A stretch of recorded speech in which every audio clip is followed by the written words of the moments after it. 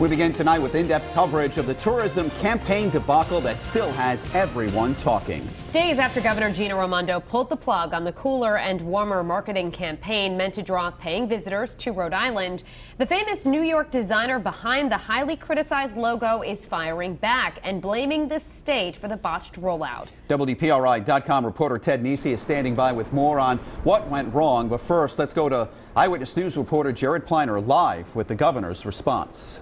Mike Shannon, good evening. Well, the question today, would Governor Gina Raimondo fire back on a New York developed slogan few people seem to get?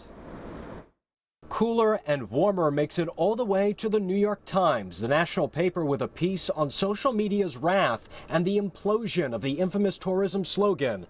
In the piece, cooler and warmer developer Milton Glaser, the legendary Manhattan-based creator of the I Love New York logo, laid blame at the feet of Governor Gina Raimondo and her team. People became crazed by the idea that they didn't get it. If you rolled it out over weeks, you could have made a case for it. But in the absence of a real presentation and the presence of so many mistakes, the whole thing became enshrouded in negativity. The social media thing is a killer.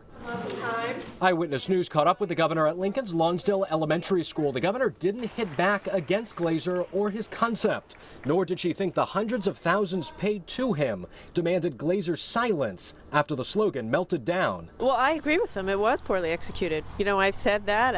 I've made some changes on the staff. We said there were mistakes, and we're going to do better. The governor was pressed on Glaser's comments that his work was treated unfairly in Rhode Island because he's not from here.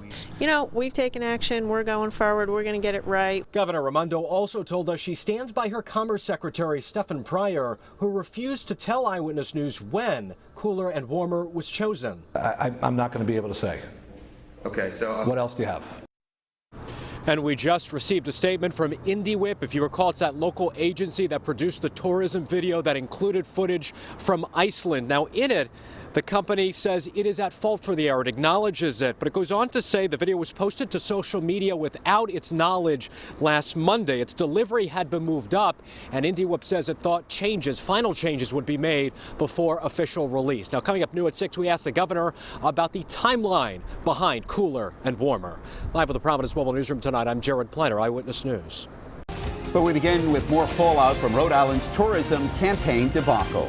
The world-famous graphic artist who designed the cooler and warmer logo now tells the New York Times he felt that not being from Rhode Island was held against him. And the botched marketing strategy, I should say, is once again making national headlines. We have in-depth coverage for you tonight. Eyewitness News reporter Steve Nielsen is talking to tourism industry experts. But first, let's go to Jared Pliner with reaction from the governor about the slogan's timeline. That's new at 6. Mike Shannon, that's right. And what's more than that, Glaser in this New York Times piece this morning criticized the administration very strongly for the rollout of his slogan. So we wanted to know when the governor, someone who by all accounts is very plugged in, first heard those two now infamous words.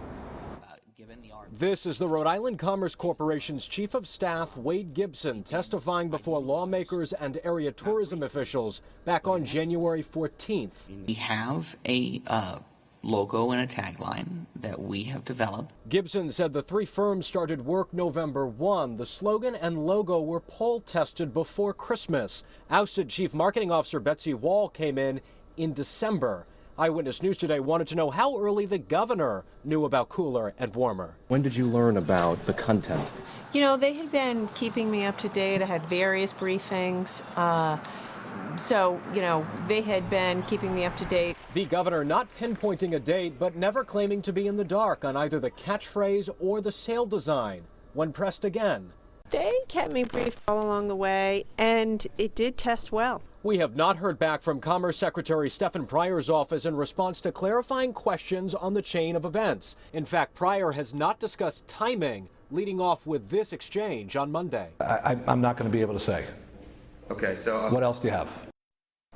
And a corner we have not heard from despite repeated requests. Havas PR, the lead creative agency, who we just heard from tonight. We received a statement from that local agency, IndieWhip, who, if you recall, produced the video, the tourism video, with footage from Iceland. And in it, Indie says it is at fault for the error. The video's delivery had been moved up. It says an Indie Whip thought changes would be made before the video's official release. Live with the Providence Mobile Newsroom tonight, I'm Jared Kleiner, Eyewitness News.